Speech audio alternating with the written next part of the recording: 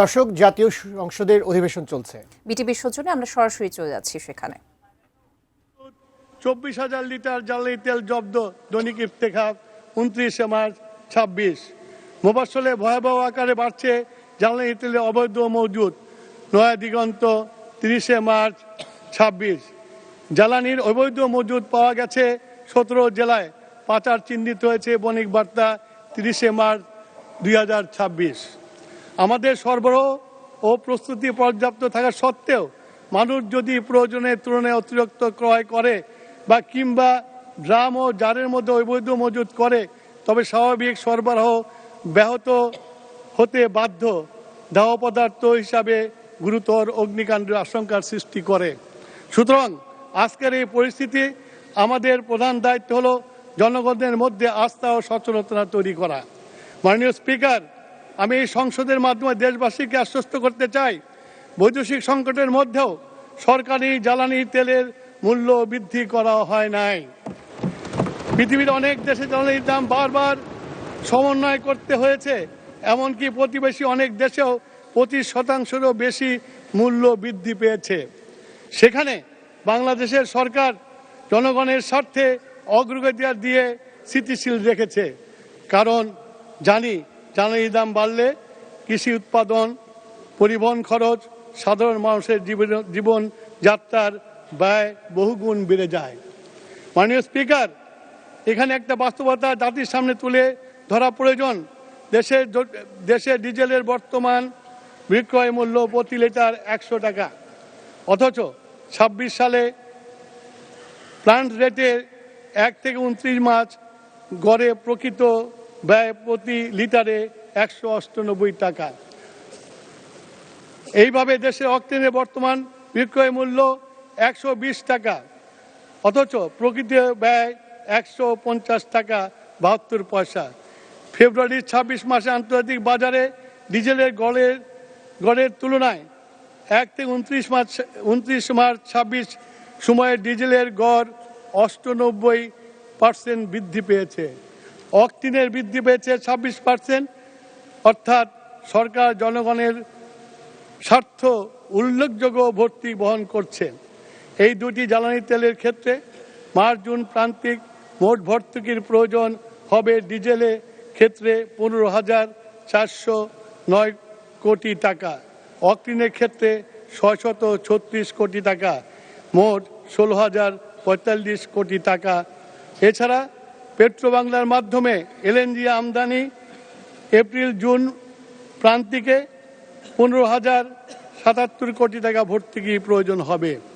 এই সরকার বিশ্বাস করে রাষ্ট্রের প্রথম দায়িত্ব হলো সংকটের সময় মানুষের পাশে দাঁড়ানো, তাদের সুরক্ষা নিশ্চিত করা।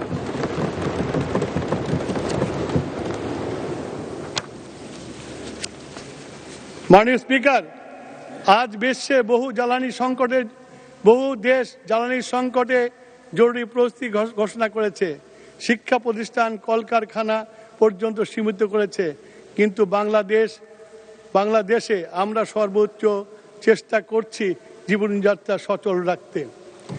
আমাদের পরিবহন, শিক্ষা কার্যক্রম, শিল্প কারখানা, ব্যবসা বাণিজ্য ও কৃষি উৎপাদন নিরবিচ্ছিন্নভাবে চলছে। আমরা এই গতি বজায় রাখতে চাই।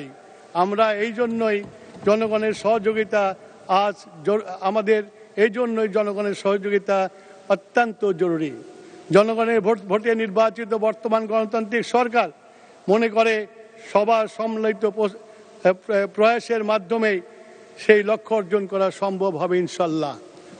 আজকের এই সময়ে আমাদের সকলের উচিত প্রয়োজনের অতিরিক্ত জ্বালানি ক্রয় না করা, মজুদ প্রবৃত্তি রোধ করা, জ্বালানি ও বিদ্যুতের অপচয় রোধ করা, অবৈধ সংযোগ, অবৈধ মজুদ বন্ধের সোচ্চার হওয়া, জাতীয় স্বার্থ থেকে ব্যক্তিগত স্বার্থের ঊর্ধ্বে স্থান দেওয়া। মাননীয় স্পিকার, আমরা সবাই মিলে যদি সাশ্রয়ী ও সচেতন হই, তবে এই পরিস্থিতি মোকাবেলা করা অনেক সহজ হবে। অপ্রয়োজনীয় আলোকসজ্জা পরিহার করা, বাণিজ্যিক প্রতিষ্ঠানে সুনির্দিষ্ট সময়ের পর বিদ্যুৎ ব্যবহারে সংযত এখন সময় এসেছে। আজ দেশে আমাদের কাছে শৃঙ্খলা, আস্থা ও দায়িত্বশীলতা আশা করে। মাননীয় স্পিকার, আমরা সম্প্রতি লক্ষ্য করছি সীমান্তে 2 জেলায় কিছু সংখ্যক অসৎ ব্যবসায়ী ও কিছু কুচক্রী মহল জ্বালানি তেল পাচারে জড়িত রয়েছে। সরকার জনগণের সাথে নিয়ে এই কঠোর হস্তে দমন করতে বদ্ধপরিকর। ইতিমধ্যে সরকারের পক্ষ থেকে অবৈধ মজুতদারির বিষয়ে তথ্য প্রদানকারীদেরকে পুরস্কার ঘোষণা করা হয়েছে। মাননীয় স্পিকার, আমরা এমন একটি দেশ গড়তে চাই যেখানে জাতীয় স্বার্থ হবে সবার আগে। সংকটের সময় মানুষ একে অপরের পরিপূরক হয়ে দাঁড়াবে। কোনো বৈশ্বিক সংকটই আমাদের মনোবলকে ভেঙে দিতে পারবে না যদি প্রতিটি নাগরিকের হৃদয়ে এই বিশ্বাস থাকে, সবার আগে বাংলাদেশ। আসুন আমরা সবাই মিলে ঐক্যবদ্ধ হই। আমি নই, আমরা। ব্যক্তি নয়, দেশ। অপচয় নয়, সাশ্রয়। বিভক্তি নয়, ঐক্য। সবার আগে বাংলাদেশ। বাংলাদেশের মানুষ দেশপ্রেমিক, তারা দেশকে ভালোবাসেন, তারা সংকটে মাথা নত করে না। আমরা ঐক্যবদ্ধ থাকলে যে কোনো বৈশ্বিক অস্থিরতাকে জয় করা সম্ভব। অতীতের সব সংকটে বাংলাদেশ সবাইকে নিয়ে এগিয়ে গেছে। ধৈর্য, সংযম ও দায়িত্বশীল এখন সবচেয়ে জরুরি। আল্লাহ হাফেজ। বাংলাদেশ জিন্দাবাদ। মাননীয় স্পিকার, আপনাকে অনেক ধন্যবাদ আমাকে ফ্লোর দেওয়ার জন্য।